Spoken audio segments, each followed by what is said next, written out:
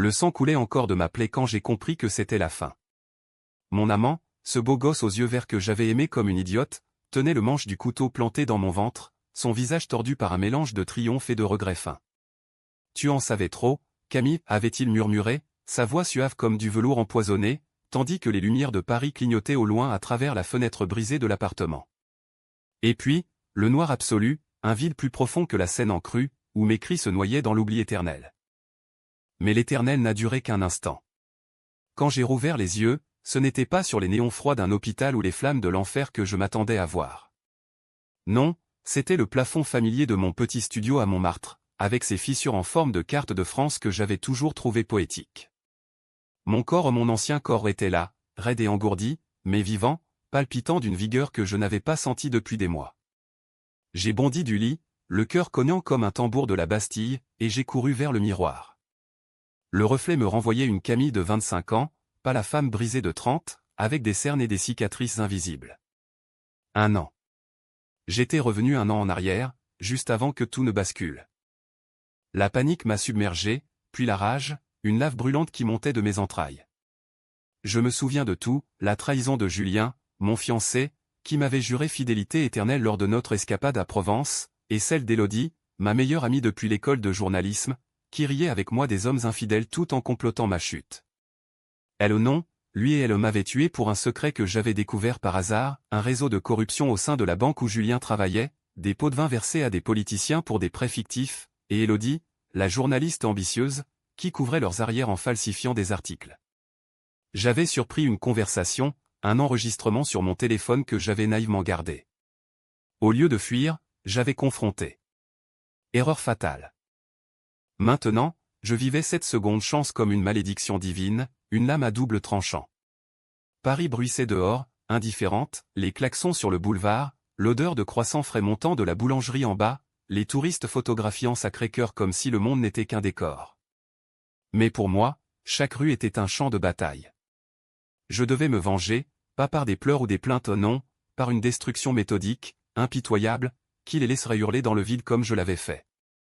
Le premier pas fut simple, effacer les traces. J'ai détruit mon téléphone, ce maudit appareil qui m'avait trahi, et j'ai réécrit mon CV pour éviter le poste chez le journal où j'avais rencontré Élodie. Mais le destin, ce farceur français, avait d'autres plans. 4 mois après le mariage de ma sœur aînée, un événement que je revivais avec une acuité douloureuse, le vidéaste de la cérémonie m'a appelé. « Camille, vous devez voir ça avant tout le monde » a-t-il dit d'une voix excitée, comme s'il offrait un cadeau. J'ai hésité, les doigts tremblants sur le combiné. Dans ma vie précédente, cette vidéo avait été le déclencheur, des images volées montrant Julien et Élodie en train de s'embrasser dans un coin sombre de la salle de réception, riant de moi, la pauvre idiote. C'était le début de la fin, la graine de la jalousie qui avait mûri en meurtre. « Envoyez-la moi » ai-je répondu, la voix ferme, masquant la tempête intérieure. L'email est arrivé 5 minutes plus tard. Je l'ai ouvert sur mon ordinateur portable, le cœur serré.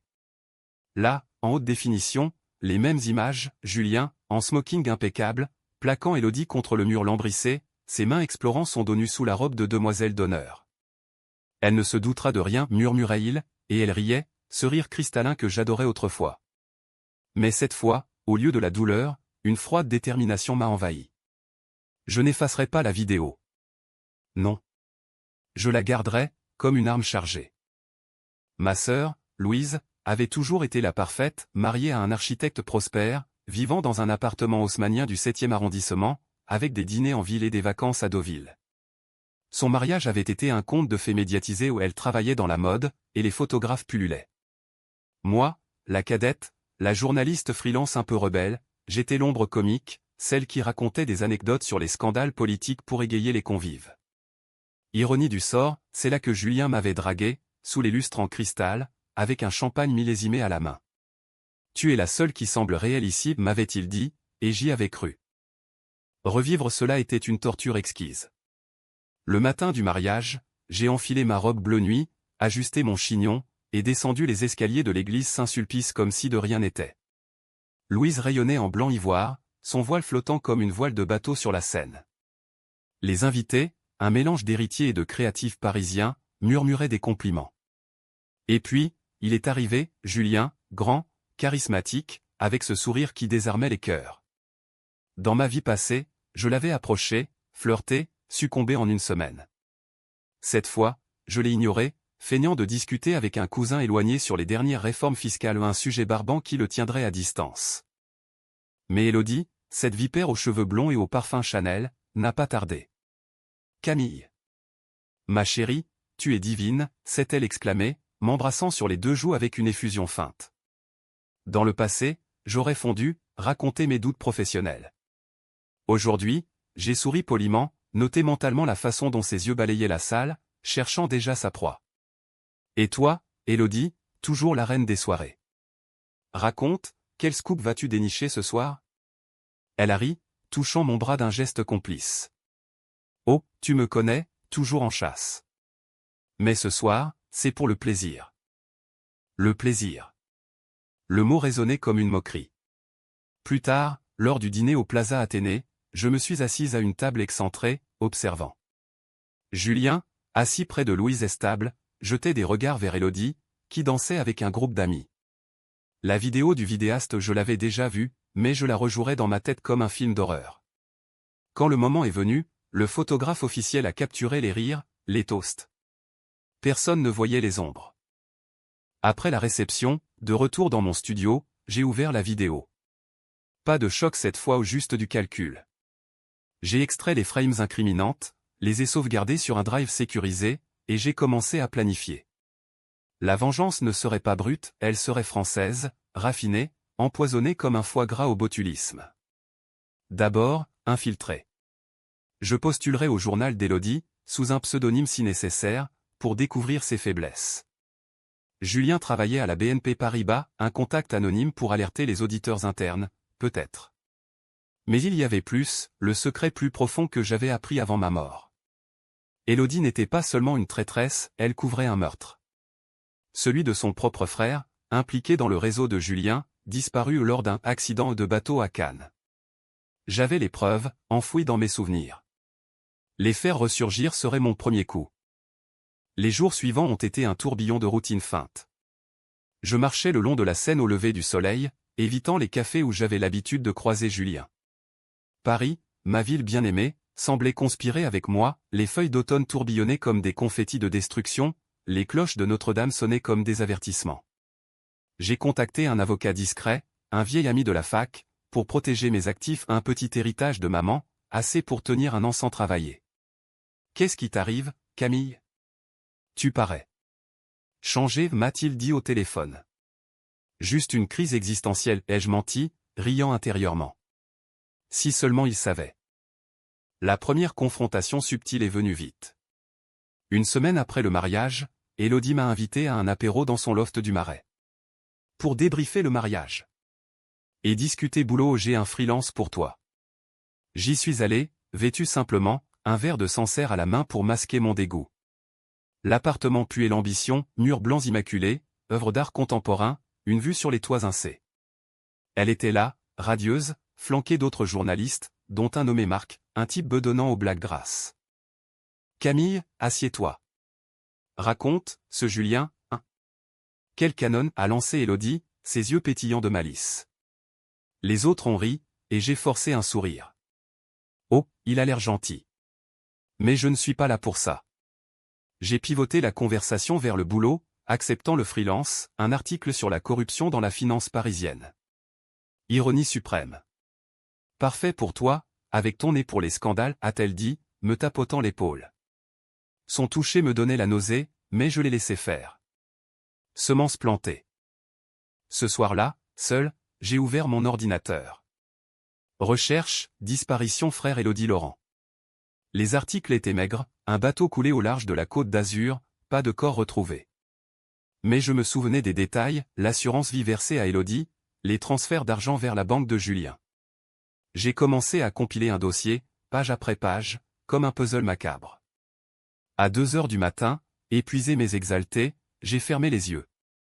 Le sommeil était peuplé de rêves, mon sang sur le tapis perçant, le rire d'Élodie, le visage impassible de Julien. Réveille-toi, me disais-je. C'est maintenant ou jamais. Le mois suivant, j'ai plongé dans l'article. Interviews anonymes avec des employés de banque, rumeurs sur des prêts occultes. Élodie supervisait, ravie de mon enthousiasme. Tu vas cartonner, me disait-elle lors de nos cafés au Flore. Je hochais la tête, notant chaque mensonge dans ses yeux. Julien est entré en scène lors d'une soirée networking au Louvre. Élodie m'y a traîné, pour élargir ton réseau. Il était là, en costume sur mesure, discutant fusion-acquisition avec des requins en cravate. Nos regards se sont croisés, il a souri, approché. Camille, c'est ça? Élodie m'a parlé de toi. Journaliste, comme elle. Fascinant. Fascinant. Le mot me brûlait. Oui, et vous, banquier? Les chiffres ne mentent jamais, n'est-ce pas, ai-je répliqué, un sous-entendu glissé comme un poignard. Il a ri, inconscient. Pas toujours. Certains sont créatifs. Nous avons discuté 1 heure, moi posant des questions anodines sur la BNP, lui lâchant des bribes assez pour confirmer mes soupçons. À la fin de la soirée, il m'a donné sa carte. Appelle-moi. Pour un déjeuner. J'ai souri. Bientôt. Mais la tension montait. Ma sœur Louise m'a appelé un soir, inquiète. Camille, tu es si distante depuis le mariage. Tout va bien? J'ai hésité. Louise était innocente, piégée dans son monde rose. Juste du boulot, ai-je dit. Mais au fond, une graine de doute, et si elle savait? Non, impossible. Pourtant, dans ma vie passée, elle avait défendu Julien après ma disparition, il était dévasté. Mensonge ou ignorance? Le climax du premier acte est venu avec l'article. J'ai soumis un draft à Élodie, des allégations légères sur la BNP, sans nom.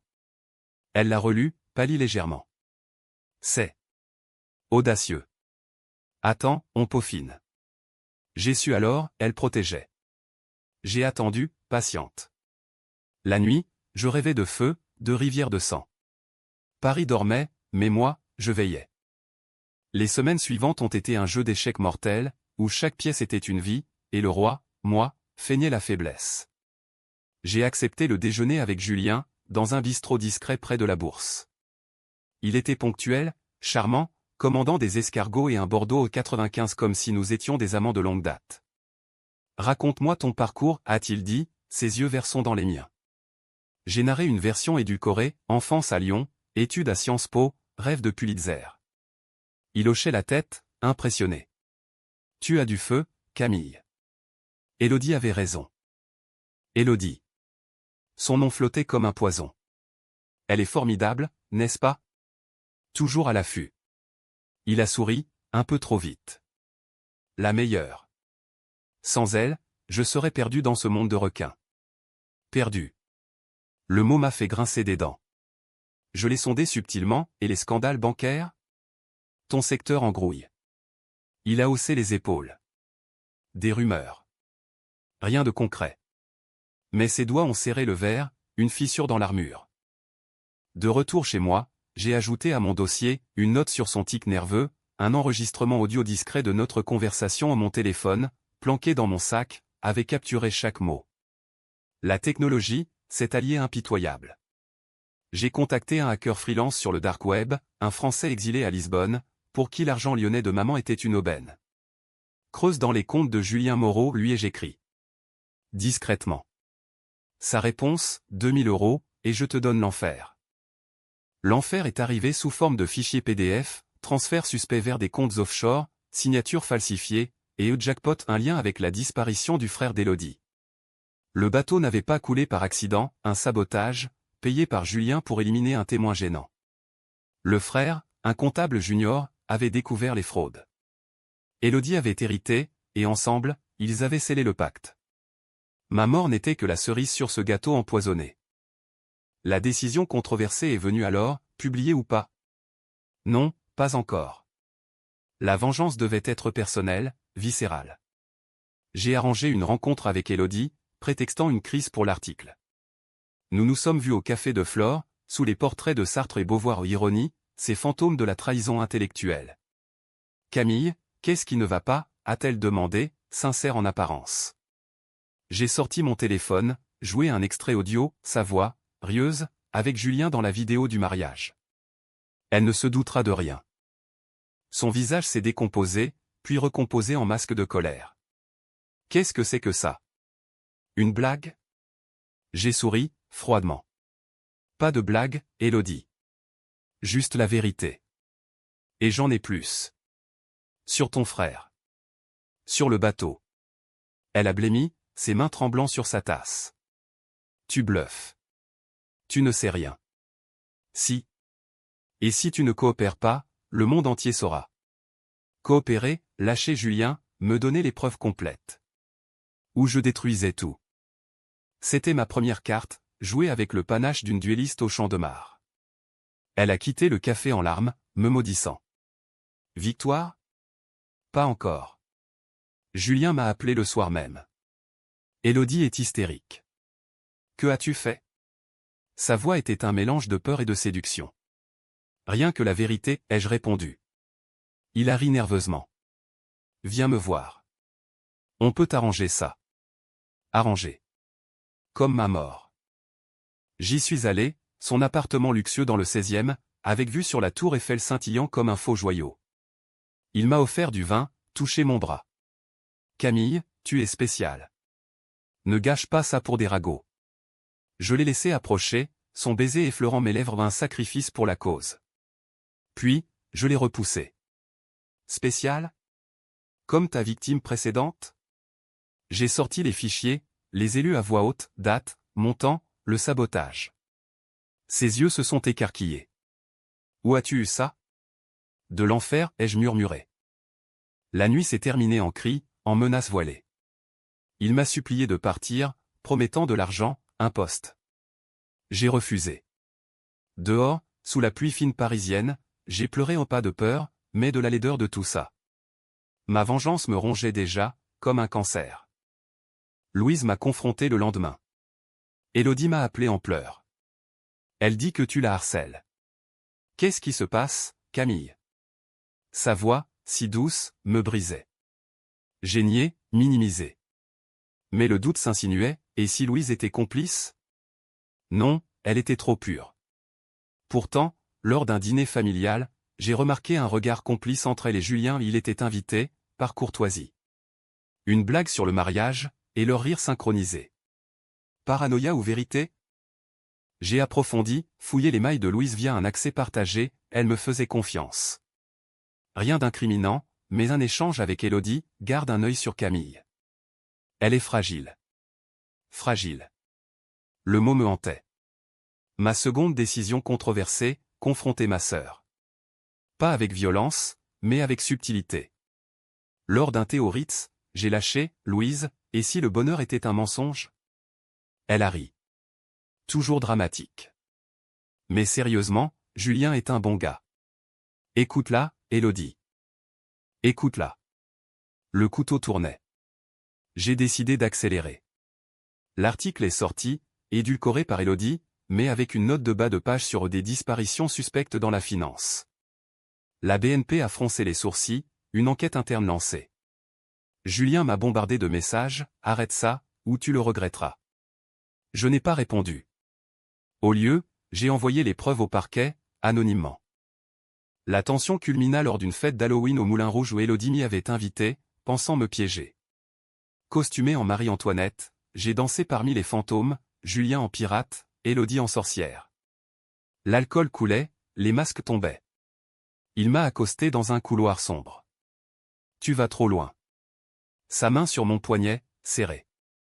J'ai murmuré, comme le couteau dans mon ventre. Il a pâli. De quoi parles-tu? De l'avenir, ai-je dit, m'échappant. Cette nuit, j'ai volé son téléphone, cloné ses données. Jackpot, message avec Élodie sur éliminer la menace Camille. Et un nom nouveau, un avocat corrompu, impliqué dans le meurtre du frère. La toile s'élargissait. Mais le coup montait. Insomnie, migraine, un sentiment de vide. Étais-je devenu le monstre? Paris, avec ses lumières éternelles, semblait me juger depuis les fenêtres. Pourtant, je continuais, inexorable. L'hiver s'est abattu sur Paris comme une sentence, la neige saupoudrant les Champs-Élysées d'un voile hypocrite de pureté. Mon dossier gonflait, preuves numériques, témoignages anonymes glanés dans des bars de Pigalle, où les banquiers ivres lâchaient des confessions. Le hacker m'a fourni des vidéos de surveillance montrant Julien payant un plongeur pour saboter le bateau. Le visage de la victime, le frère d'Élodie, un garçon timide aux lunettes rondes, vu sur une photo d'enfance, me hantait. Il avait été comme un frère pour moi aussi, lors d'une soirée arrosée des années avant. Élodie l'avait sacrifié pour son ambition, Julien pour son ascension sociale. Leur amour était un pacte de sang. Ma prochaine décision controversée, la plus sombre, fut de les confronter ensemble. Pas dans un lieu public, non, dans l'intimité empoisonnée de leur nid d'amour secret, un appartement loué sous faux nom à Belleville. J'avais l'adresse via le clonage. Une nuit de décembre, enveloppé dans un manteau noir, j'ai sonné. Élodie a ouvert, en peignoir de soie, surprise. Camille? Qu'est-ce que? Julien derrière, torse nu, un verre à la main. La scène était pathétique, presque comique. Entre, a dit Julien, la voix tendue. L'air puait le sexe et le mensonge. Je me suis assise sur le canapé en cuir, sortant une enveloppe. Pour vous deux. Vos souvenirs. Dedans, photo du bateau, relevé bancaire, l'enregistrement de ma mort, non, pas ça, dans ma mémoire, mais pas encore. Ils l'ont feuilleté, visage crayeux. Comment, a balbutié Élodie. Peu importe. Ce qui compte, c'est ce que je veux, la vérité, et la justice. Justice. Le mot sonnait faux dans ma bouche. Julien s'est levé, furieux. Tu es folle. Tu vas détruire des vies innocentes. Innocentes? J'ai ri, un rire amer comme le absinthe. Comme la mienne? Ils ont nié, bien sûr, c'était un accident, pour ton frère, a pleurniché Élodie. Il était faible, impliqué malgré lui. Faible. Le mot qui m'avait tué. La confrontation a dégénéré, cri, verre brisé. J'ai révélé ma vision en feignant une prémonition, pour les désarçonner. Je sais ce que vous prévoyez. Le couteau, l'appartement à Montmartre. Élodie a hurlé, sorcière. Julien m'a saisi, mais j'ai un spray au poivre dans mon sac, un achat impulsif. Il a reculé, toussant. Je suis parti, l'enveloppe laissée comme une grenade dégoupillée. Les retombées furent immédiates. Élodie a démissionné du journal, invoquant un stress. Julien a été suspendu de la BNP, une enquête en cours. Les médias bruissaient, scandale financier à Paris. Mon article, révisé, sortait en une du Monde. Louise m'a appelé, paniquée. Camille, c'est toi derrière ça? Élodie dit que tu la harcèles. J'ai craqué, partiellement. Louise, ils ont tué. Pour de l'argent. Silence, puis, impossible. Viens à la maison. La maison familiale, un duplex à Passy, était un sanctuaire de souvenirs, photos de nos enfants, riant sur la plage de Biarritz. Maman était morte d'un cancer 5 ans plus tôt, laissant un vide que Julien avait comblé dans ma vie passée. Louise m'a serré dans ses bras, thé à la camomille fumant. Raconte tout. J'ai tout déballé, la trahison, les preuves, ma renaissance, une version édulcorée, comme un délire. Elle a écouté, les yeux humides. Mon Dieu, Camille. Je soupçonnais quelque chose. Julien m'a approché pour des conseils financiers, après le mariage. Il était nerveux. Nerveux. Le twist mineur, ma sœur n'était pas innocente, mais pas complice. Elle avait ignoré les signes, par peur de briser son idylle. Je t'aiderai, a-t-elle promis. Ensemble, nous avons contacté un procureur, un ami de son mari. Les rouages de la justice française, lents mais implacables, se sont mis en marche. Mais la vengeance personnelle bouillonnait. J'ai décidé d'un coup théâtral, une lettre anonyme à la famille d'Élodie, avec les détails du meurtre de son frère. La mère, une veuve pieuse de Normandie, a porté plainte. Élodie a craqué publiquement, un article dans Libération, je suis brisé par les mensonges. Les réseaux sociaux explosaient, trahison Paris, des influenceuses disséquaient l'affaire comme un polar de dépente. Julien, acculé, m'a traqué. Une nuit, il m'a attendu sous mon immeuble, fleur à la main, un geste pathétique. Camille, pardonne-moi. C'était la panique. Panique. J'ai failli le frapper. Au lieu, j'ai enregistré sa confession, oui, on a planifié ton. Silence. Silence. Le mot pour meurtre. La police l'a arrêté le lendemain, sur base de mes preuves. la tension atteignait son pic. Élodie, désespérée, m'a confronté dans un parc près du Luxembourg, hiver rigoureux, feuilles mortes craquant sous nos pas. Tu as gagné. Mais à quel prix? Tu es seul, maintenant. Seul. Vrai. Mes amis s'étaient éloignés, sentant le poison. Louise me soutenait, mais distante. Le prix de la justice, ai-je dit. Elle a ri, amère. Justice? C'est de la vengeance, pure et simple. Elle avait raison.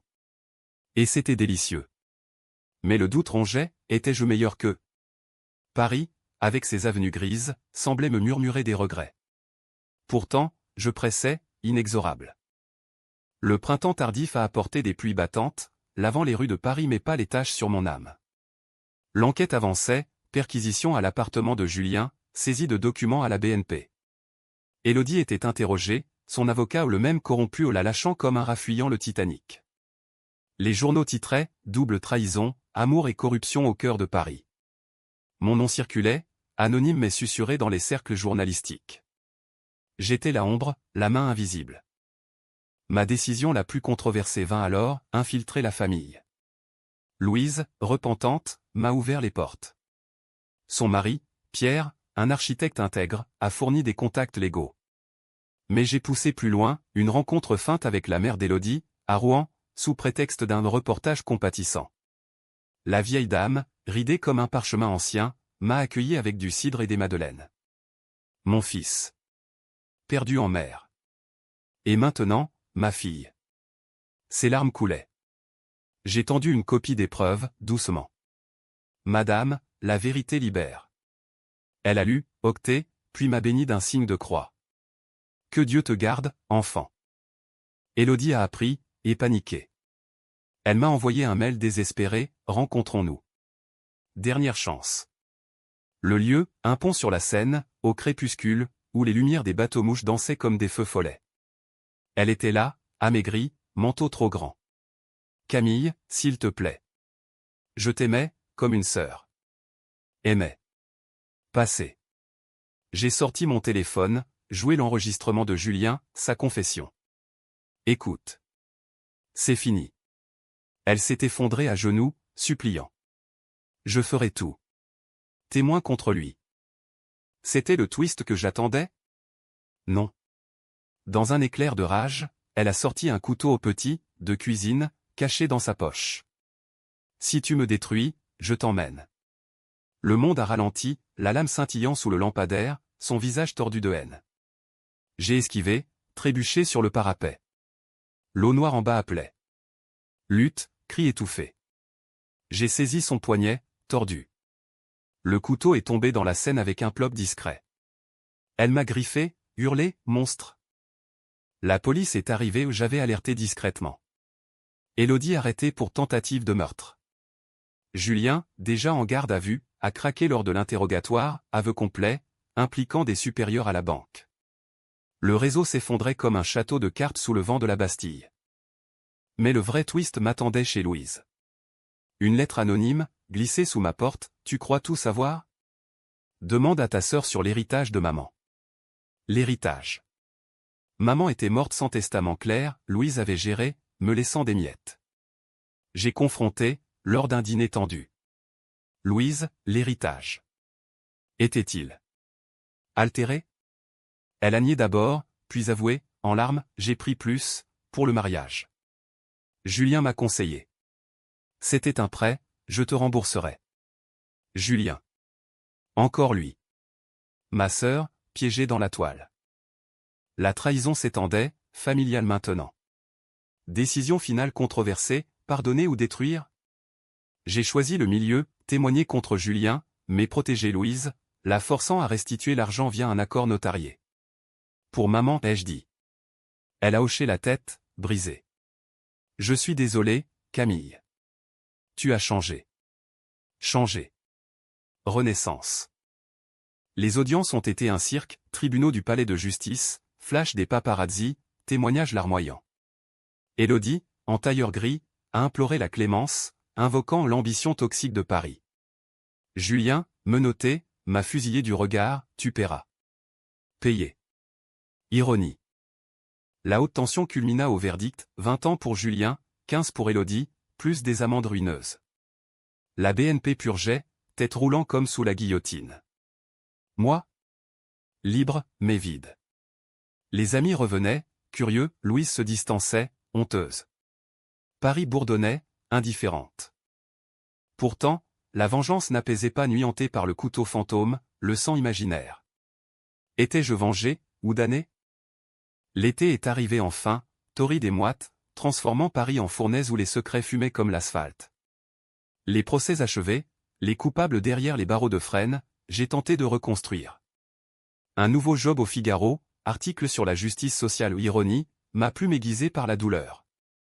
Louise et Pierre ont divorcé discrètement, elle m'a rendu l'héritage, plus intérêt, avec une lettre, pardonne-moi. Tu es la plus forte. Forte. Ou brisée en 1000 éclats. Mais le twist final, ce coup de poignard du destin, est survenu par un appel anonyme. Une voix masculine, rauque, Camille Moreau. Non, attends. Tu n'es pas elle. Moreau, le nom de Julien. J'ai gelé. Qui est-ce? Il a ri. La vraie Camille est morte il y a 1 an. Toi, tu es. Une copie? Mon sang s'est glacé. Dans ma renaissance, j'avais assumé être revenu dans mon corps. Mais les détails, une cicatrice d'appendicectite manquante, un tatouage oublié sur l'épaule. Étais-je? Pas moi? La panique m'a submergé. J'ai fouillé mes souvenirs, la mort, le vide, puis l'éveil. Pas un retour, mais une possession? Un esprit errant dans un corps similaire? Non, impossible. Pourtant, l'appelant un ex-collègue de Julien a envoyé des preuves, mon vieux corps, identifié comme suicide après ma disparition. Le meurtre avait été maquillé, Julien et Élodie m'avaient laissé pour morte, mais j'avais survécu brièvement, assez pour un mot, traître. Puis, le saut dans la Seine, couvert. Mais moi? La nouvelle Camille. Une jumelle secrète, une sœur cachée que maman avait abandonnée à la naissance, adoptée loin, revenue par coïncidence? Les tests ADN, commandés en urgence, l'ont confirmé, identique, à 99,9%. Maman avait menti, un scandale familial enfoui. Louise savait, partiellement une cousine éloignée, avait-elle dit. La trahison ultime, j'étais l'ombre de la vraie Camille, vengeresse par procuration. Le choc m'a plié. Étais-je légitime? La vengeance, volée? J'ai confronté Louise, hurlant dans son appartement vide. Tu savais. Pour la jumelle. Elle a avoué, effondrée, maman m'a dit sur son lit de mort. Elle t'a cherché, Camille bis, mais trop tard. Quand tu es apparu, journaliste comme l'autre. J'ai cru au destin. Destin. Ou malédiction. La décision finale, détruire ou guérir? J'ai choisi le chaos.